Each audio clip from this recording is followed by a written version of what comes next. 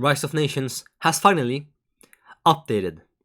I'm like a few months late on the news, but who cares? Look at all these amazing things like dynamic flags and custom nations that totally won't be abused by edgy teenagers. Like, what is all of this? The one time I decided to take a break, he updates the game like a goddamn money printing machine, printing money to the Venezuelan people. There's so much to unpack here, but first, I need a toilet break. The corruption mechanic is a game changer. It's so useful and fun to play around with. Before, we didn't really know how deep in trouble we were, so taking any risky events like the Monopoly event was always a no-no. But now there's a bar that instead of immediately collapsing your entire country due to rampant corruption, you can instead get debuffs to almost everything, and it scales depending on how big percentage of corruption you have.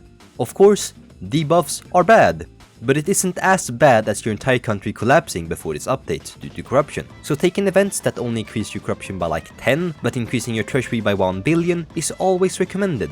Corruption? It's bad, don't get me wrong, but it's not urgent in small doses. It's kind of like drugs. You take one event that increases your corruption by 10 and get a dopamine rush from gaining 1 billion. Sweet. Then you get the urge to just do another one, and then maybe another, and whoopsie daisy, you suddenly have 40% corruption. But fret not, fellow Ron player. This is around the range I would still consider corruption still sustainable, especially with the new leaders and economic laws. There's also technology, but like, nobody's going to use that in the early game and mid game. Anyways, there's a new economic laws now, besides just government spending and research spending. But they are all very situation specific, which is great, don't get me wrong, but that also means that there isn't really like a strategy to follow like before. A rule of thumb I found is to take everything that increases your political power gain, because they are super important after this update, because of the leaders. Ah yes, leaders. They are essentially just policies, but better and cheaper. They can be recruited in this menu and they all have their own unique upkeep and hiring cost. Plus, some can get buffed if they align with your current ideology. These leaders have some really important buffs, like increasing your military attack, which no policy currently does. The best leader, in my opinion, are the ones that decrease corruption gain. They are just so worth the cost. If you see one, pick it immediately. I don't care if you're saving enough political power to become a democracy, pick it now. The corruption in the world is already dire enough, because every goddamn player decides to scorch their entire country after losing every single time. Why?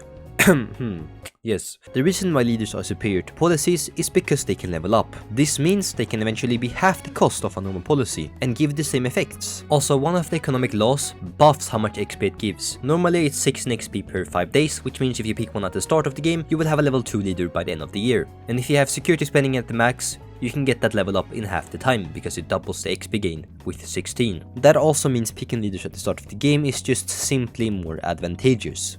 On the other hand, it's still better to just save up for an ideology first, like fascism, and then pick the leaders. But if you already have one, then great. You can get 7 leaders immediately, fill up all the slots, and then just relax while the XP rolls in. Hyperant buffed superpowers. God damn it. What was I talking about again? Oh yeah, slavery. No, shit.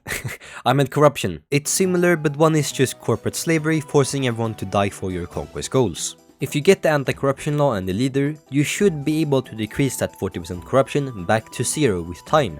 Oh yeah, also watch out, because sometimes the leaders can become naughty and go corrupt. So you know, do what an authoritarian ruler does best. Fetus, deletus. There's also new policies, but they just scale way too harshly. I would honestly never pick them, like, ever. Unless it's the late game, or you are the Soviet Union with communism, please balance them, Hyperant. There's also so much new military stuff that I can't go into detail today. The removal of mass attack giving 2 times manpower is sad, but you can just increase your tank quality instead of your quantity. That has always worked before in history.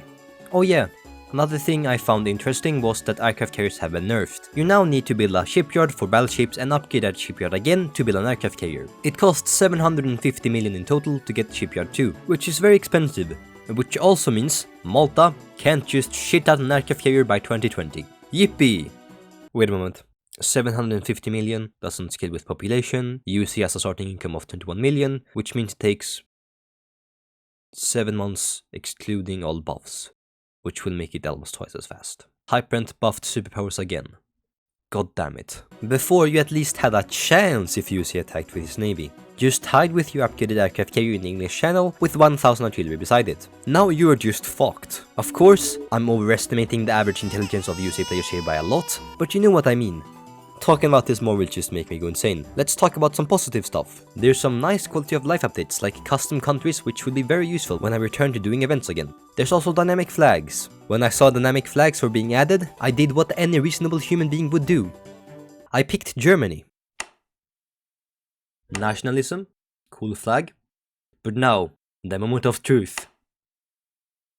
This is not the Germany I remember. All in all, it's a very good time to be a run player. We haven't had this many frequent updates since the Ice Age. The game desperately needs to fix performance though. You can only play with 5 frames per second in Europe so many times before you die of old age. Balancing also needs to be addressed, like superpowers being actual real-life superpowers. Honestly, it makes more sense when you frame it that way, but it isn't that fun from a gameplay perspective. In other news, Scorching still hasn't been nerfed. Let's read what one of the reporters on the ground has written. What's the fucking point to a Scorch button? It serves close to zero purpose. There is no good argument to have it in this godforsaken game. Goddamn anyone to hell who uses this bullshit button. Actually, excuse me. Bullshit button for trolling. Yourself. I am fucking tweaking right now. Posted by Evil Bruh. Truly a wise choice of words. I think Scorching has room to stay, but at the moment it's just way too limitless. Add restrictions to it, or people will just use it for trolling. There's also the balancing issues of events I mentioned earlier. I can still accept events that give me money and cause political power, even though I have zero political power, which means I can just stack up and fight an annoying death war, even though I should be dead. The military buffs also cancels out all the debuffs from negative events, which means my troops are still stronger than the enemy. Like look at one of my recent games. I should have died a long time ago. Why do I always fight the entire world? I have no idea. At least the Soviet Union is dead. The USA is dying soon.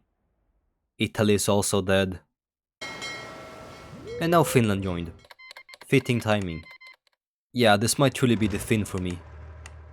Bro, this is so stupid. How can I still have max military spending even though I am in debt? By like 6 billion.